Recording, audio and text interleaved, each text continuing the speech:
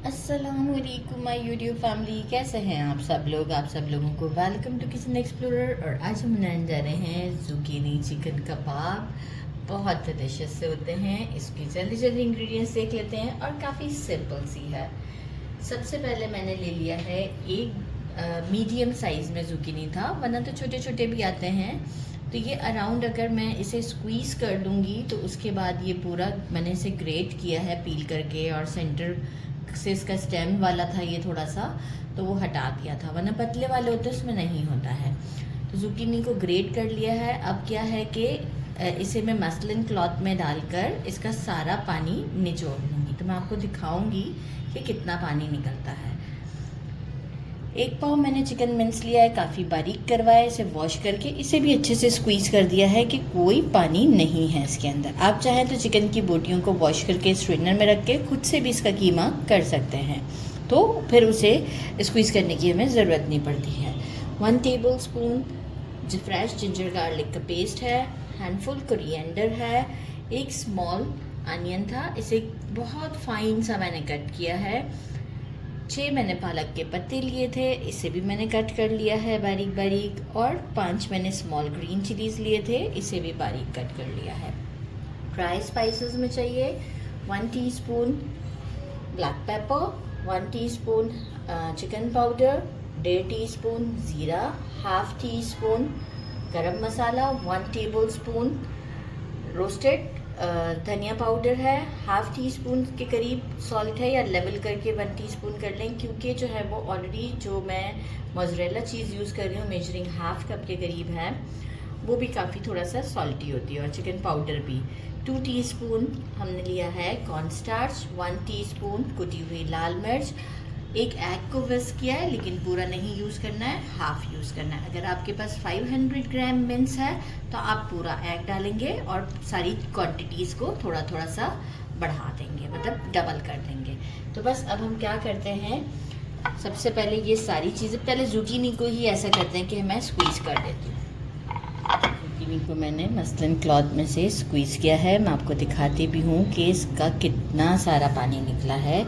ये देखें, ये हमारे कबाब के लिए काफ़ी नुकसानदेह है। लाइक ये है कि वो फिर कबाब हमारे शेप में नहीं आएंगे और बहुत ढीले ढीले से होंगे।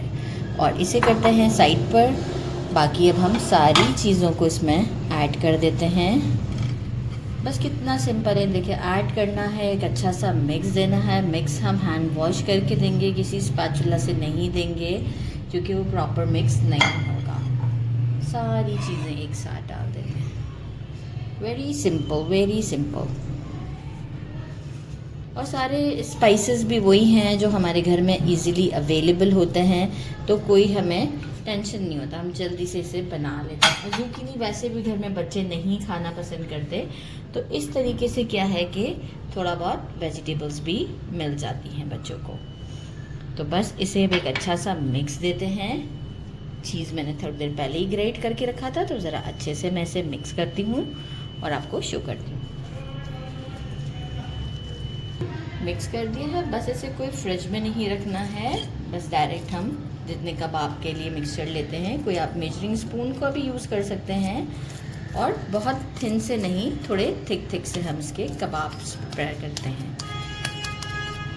हैंडल करने में ये सॉफ्ट होता है। हाथ में थोड़ा सा पानी लगा लें, जैसे मेरे हाथ वेट है इस वक्त, बिल्कुल बहुत गीले नहीं करने हैं, बस थोड़ा सा वो कर, क्योंकि बाकी अगर हम और कॉर्न स्टार्च भी बढ़ा देंगे तो वो बहुत सॉगी से हो जाएंगे। तो बस इस तरह से करते हुए सबको शेप देते हैं और एक प्लेट में रखते जाते हैं और इसे करते हैं फ्राई। तवा ले लिया है, इसमें मैंने बस थोड़ा सा ऑयल ऐड किया है और रेगुलर ऑयल है। और इसमें अब जो है वो हम इन कबाब्स को डालते हैं। फ्लेम इस वक्त मीडियम पर है और एक पैन में भी हमारे जितने कबाब लीजिए, क्योंकि देखिए टेम्परेचर को ड्रॉप भी नहीं करना है ना, बहुत ज़्यादा ड्रॉप भी नहीं करेंगे। तो एक वक्त में अभी जितने हमारे इस पैन में आ जाते हैं हम उतने ही डालेंगे कबाब।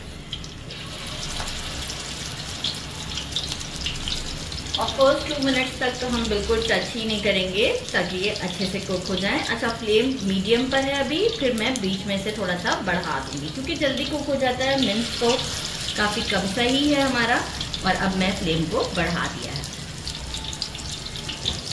इसे फ्लिप करते हैं, जो हमने शुरू में डाले थे केयरफुली करेंगे with the help of spatula, क्योंकि काफ़ी सॉफ्ट हैं ये। तो ये देखो कितना अच्छा कलर आया है। इसी तरीके से जो हमने पहले डाल दिए हैं वो हम पहले फ्लिप कर लेते हैं। देखिए दोनों साइड्स को हमें गोल्डन कर लेना है इस तरीके से। और जो है वो मैं आपको दूसरा भी फ्लिप करके दिखा देती हूँ। इस तरीके से सारे हम डन करते हैं। अभी मैं 5 ही कुक कर रही हूँ, क्योंकि इस वक्त हमें 5 ही खाने हैं। तो बाकी आप फ्रिज में रख दें, और इसे ज़्यादा रेफ्रिजरेट नहीं किया जाता है, क्योंकि ये फिर इतना लॉन्ग टाइम स्टे नहीं करते। तो बस जैसे ही सारी साइड्स गोल्डन हो जाती हैं, मैं इसे डिश आउट पर लेकर आती हूँ। Now it's time to try. और ये मैं आपको दिखाऊँ, ये देखें कंप्लीट कुक्ड है। ऐसा नहीं है कि ये कुक्ड नहीं है, पूरे देखें दोनों साइड्स अच्छे से गोल्डन हैं। और इसे करते हैं ट्राई। अच्छा, कॉर्न स्टार्च की जैसे आउटर लेयर जो है काफ़ी क्रस्टी सी है इसकी। बिस्मिल्लाहिर्रहमानिर्रहीम।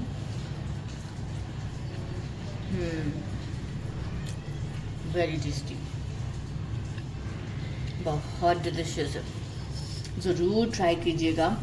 मेरे चैनल को लाइक और सब्सक्राइब करना। अच्छा, एक और बात बतानी थी। इफ़ सपोज़ कि आपसे हैंडल नहीं हो रहा हो तो कॉर्न स्टार्च की क्वांटिटी आप बढ़ा सकते हैं, ठीक है। क्योंकि समटाइम ये होता है कि मिन्स नहीं हैंडल हो पाता किसी से, तो कॉर्न स्टार्च की क्वांटिटी बढ़ा दीजिएगा। ज़रूर ट्राई कीजिएगा, जल्दी कुक हो जाते हैं। मेरे चैनल को लाइक और सब्सक्राइब करना नहीं भूलिएगा। अपना ख्याल रखिएगा। अल्लाह हाफिज़।